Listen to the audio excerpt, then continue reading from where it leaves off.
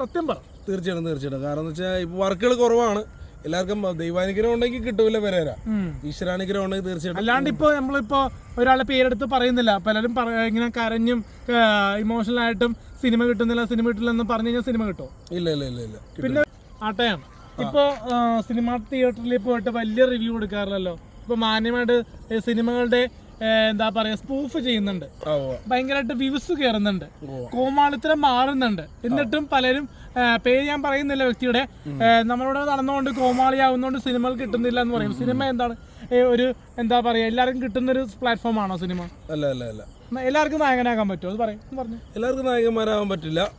പാട്ടായം പോലും നല്ല ക്യാരക്ടർ ചെയ്തിട്ടേ ഡയലോഗ് ചെയ്തിട്ട് ഇപ്പൊ അത്യാവശ്യം വർക്കുകൾ കുറവല്ലേ? ഇപ്പൊ പരസ്യം സത്യം പറ. തീർച്ചയായിട്ടും. കാരണം എന്ന് വെച്ചാൽ ഇപ്പൊ വർക്കുകൾ കുറവാണ്.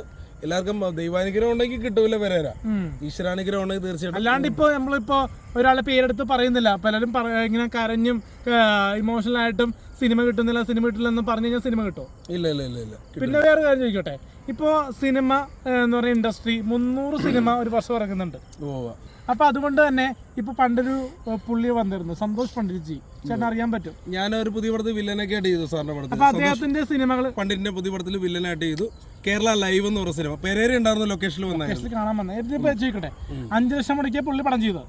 അപ്പൊ അതേപോലെ തന്നെ ഒരു പ്രൊഡ്യൂസർ നല്ലൊരു സ്റ്റോറി ബോർഡ് ഉണ്ടെങ്കിൽ ആട്ടെ വർക്ക് ചെയ്യില്ലേ? തീർച്ചയായിട്ടും.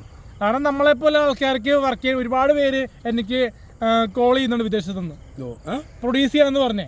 അവർക്കൊരു വേഷം കൊടുക്കണം, നമ്മള് സിനിമ ചെയ്ത് തിയേറ്ററിൽ പ്രിവ്യൂ ഷോ ചെയ്യണമെന്നാണ് പറയണത്. അപ്പൊ അതിന് ഫുൾ സപ്പോർട്ട് ചെയ്യൂലേ? തീർച്ചയായിട്ടും. കാരണം ഇത്ര നാള് വന്നപോലെ താങ്കളുടെ ഒരു സിനിമയാണ് സപ്പോർട്ട് ചെയ്താണ് നമ്മൾ കൂടെ വന്നത്.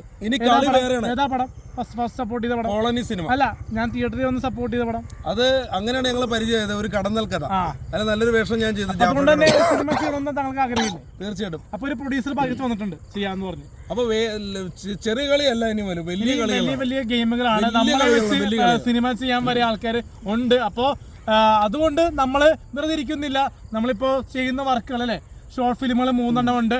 എന്റെ അത് കട്ടെ നമ്മുടെ മേഘ ജോസിന്റെ പെണ്ണാണ് CI ഡേവിഡ് ജോൺ കൊട്ടാരത്തില്, പിന്നെ നമ്മുടെ ഡോക്ടർ അമരേന്ദ്രനാഥ്. അപ്പൊ അങ്ങനെ 3 ഷോർട്ട് ഫിലിമുകൾ ചെയ്തുകൊണ്ടിരിക്കുകയാണ്. അപ്പൊ അത് കഴിഞ്ഞിട്ട് എന്തായാലും ഒരു തിയേറ്ററിൽ പ്രിവ്യൂ ഷോ എന്തായാലും വേണ്ടി ഒരു ഷൂട്ടിംഗ് പ്ലാൻ ചെയ്യുന്നുണ്ട്. സിനിമ പ്രസ് മീറ്റ് നമ്മൾ കൊടുക്കുന്നുണ്ട്.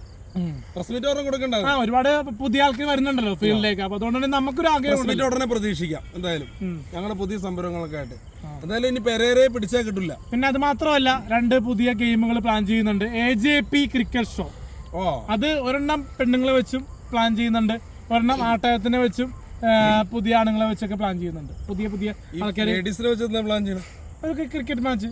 അത് എന്റെ ഒരു വേർഷൻ, ആണുങ്ങളെ വെച്ചൊരു വേർഷൻ. അവിടെ വരാൻ പറ്റുമോ? ഏത് ഈ ലേഡീസ് ഒക്കെ ഉള്ള അവിടെ ഗ്യാപ്പില്ല, ആടുകളെ വെച്ചുള്ള സംഭവത്തിൽ വിളിക്കാം. ഓക്കെ.